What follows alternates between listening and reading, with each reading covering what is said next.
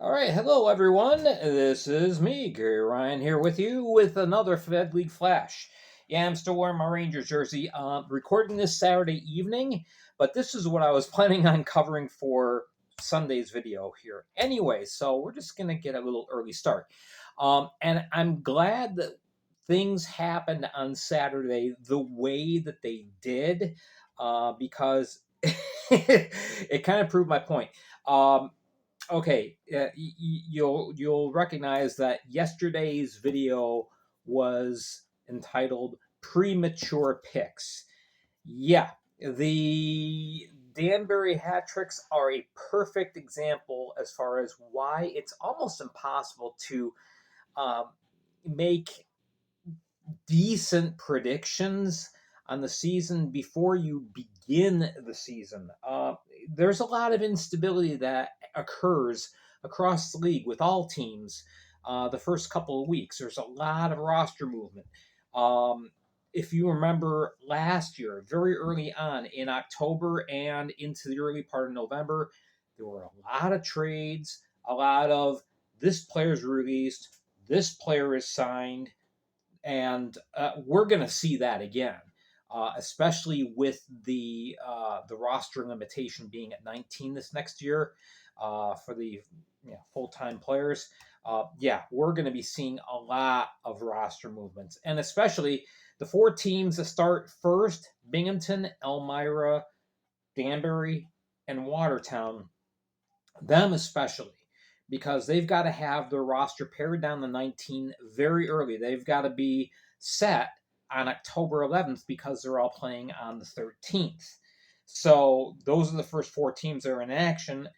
They're the first four teams that have to get cut down.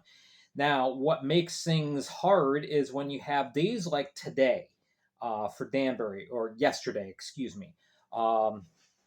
And now this is part of normalcy in minor pro hockey, especially at the single A level. There's a lot of player movement, and there's a lot of players that move up, and that's great. That's the goal. Nobody, signs their first contract to an FPHL team and says, this is what I want to do for the rest of my life. I want to play in this league. Um, that's not dissing the FPHL. It's just, they want to play at as high of a level as possible. They love to play in the ECHL, the AHL, maybe become the first player in Fed history to reach the NHL. So that's the dream, and that's the goal that these players have, and the coaches as well. They have that understanding that, look, my players, the guys who are here today, we're gonna stick together for a season, maybe two, and I'm gonna do what I can to help promote this guy, to help this guy move up. And Billy McCreary has done that very, very well in Danbury over the 3 years that the Hat Tricks have played. They've been in existence now for 4 years. Um, but anyway, here's a list of, this is how badly things age, because today was quite a day. A lot of players that were Danbury hat tricks when you woke up this morning or yesterday morning aren't hat tricks anymore. They're with other clubs. They're moved up to the SPHL. There's players trying out for ECHL teams, and that's great. Now, keep in mind that, okay, they've signed an SPHL contract. That's not a guarantee they're going to play out the entire year. But, excuse me, when you have a team that was as good as the Hat Tricks were last year and all the players uh, performed as well as they did, there's a better chance of them sticking in the SPHL than if they were, just filling in a game or two here or there, playing on a team that didn't play so well. These guys are going somewhere. So anyway, this is roughly the roster that we had at the end of the season last year with Danbury hat tricks. And this is, as the icon for this, or the thumbnail for this video shows, this aged very poorly. And, I talked yesterday in the video about how, so many players are coming back. Danbury's going to be, a real powerhouse team again this year. Hold the phone, because 4 players signed SPHL contracts Saturday. So yeah. So anyway, this is last year's roster. This is what, and I have Denis Gafarov in parentheses here, because at the end of the year, Gafarov was picked up in the expansion draft from Delaware, or the dispersal draft, excuse me. So here you go. He's was expected to be another offensive star to fit in, except we'll get to that in a minute. So, okay, first of all, we start off with goaltending. Now, Franklin McClendon signed, ready to go. He's been in the Fed now for, I believe this is his 6th season coming up. It's either his 6th or his 7th. He's been around. Obviously, he's got the numbers to prove that he's a good goaltender. Obviously, he deferred to Brian Wilson last year. Wilson was the clear-cut number 1 guy. If you got Franklin McClendon as your number 2, you're in good hands goaltending wise. So, okay, Brian Wilson not signed yet. Matter of fact, we don't know what's going on with him. So we're going to circle him. All right. We're not sure if Wilson's going to be in camp this year. Defensive core. This is where we really took a hit today, or yesterday. Okay. Xavier Abdella, he's still around. But now we have Brendan Dollar signing with the Huntsville Havoc.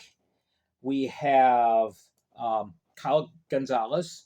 He's going to be assistant coaching and playing. Riley Robertson.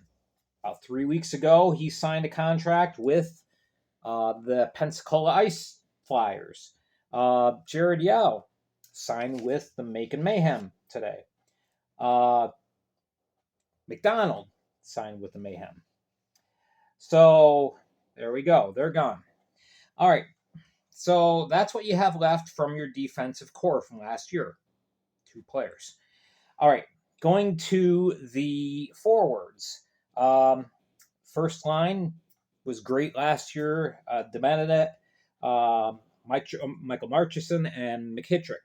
Well, DeBenedette, he retired. He's gone. Michael Marchison signed with Macon. He's gone. All right. What else we got?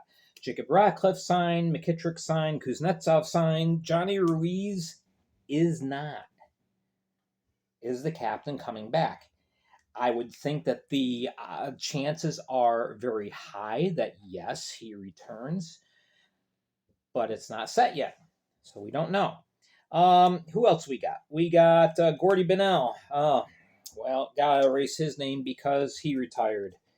So, Bennell's gone. Zach Pamelayan, he signed. Michael Flanger signed. Ainsbury signed. And then we had the aforementioned Denis Gafarov. He was going to fill in offensively, but he decided to play in Kazakhstan instead. He is currently playing in Kazakhstan, so he is not there. And then we have Tobias Ajic, not signed.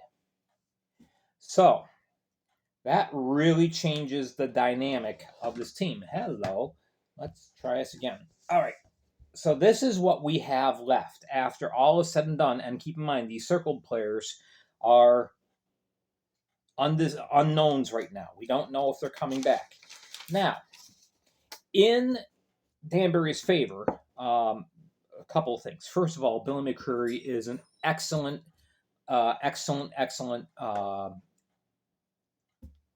master of analyzing and recognizing talent and signing talent.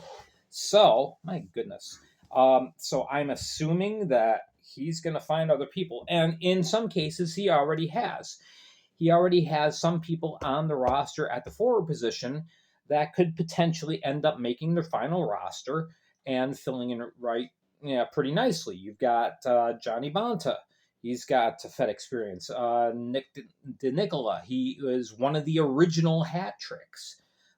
He's coming back. You have a couple of players coming in from overseas. You have Artem Dubinin, excuse me. He's probably going to end up making the team. From Belarus, you have Evgeny Farfantov. Evan Lugo is back. He was initially signed with Elmira, got released. He's signed back in Danbury, and McCreary knows what he has in Lugo. And Jacob Ratcliffe, who, I put him in here. He ended up coming on very late in the year and played very well in the time he was there. So at forward, I think they're going to be okay. In goal, if Wilson decided I've got an opportunity in the SPHL or the ECHL and I'm going to take that, they'll be all right. They have Parker Butler, who played a couple games last year, and they have Brandon Daig, who was actually on the roster at the end of last year, didn't actually play any games, but he is highly regarded, comes in with a very good pedigree. So goaltending is okay. The problem is there are no other defensemen currently on the roster. So McCreary on Monday, he's going to be getting on the phone and making some calls, checking in with people he knows that does scouting. He's going to be making calls to players that he's watched himself and has seen play.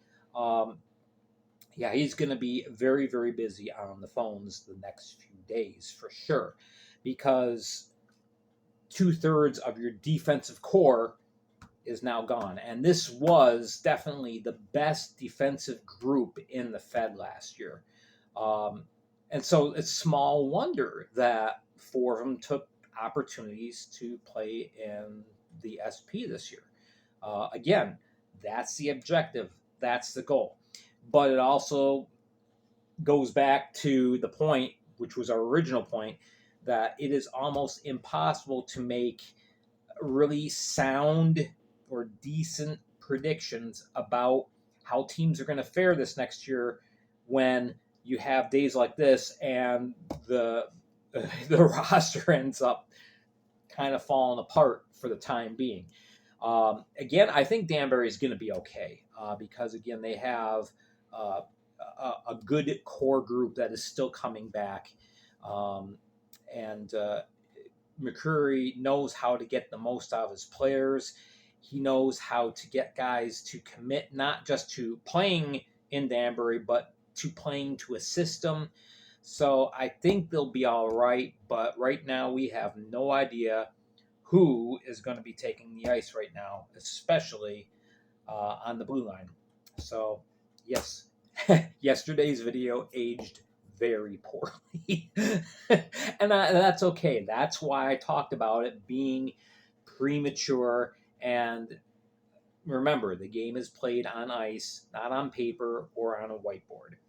So anyway, that is our material for the day. All right, we are going to take a couple of days off other than just posting transactions on the Facebook. But this next week I'm getting back to work, so I've got to figure out my schedule again. So we're going to be taking it easy this next week, and then we get back into starting next Sunday. That's when October begins, and that's where we go full-fledged into things with our videos and whatnot. So keep it tuned here. Make sure to hit like and subscribe down below. And always remember to check me out on Facebook and on Spotify as well. Thank you so much for watching. I'm Gary Ryan. Have yourself a wonderful week ahead.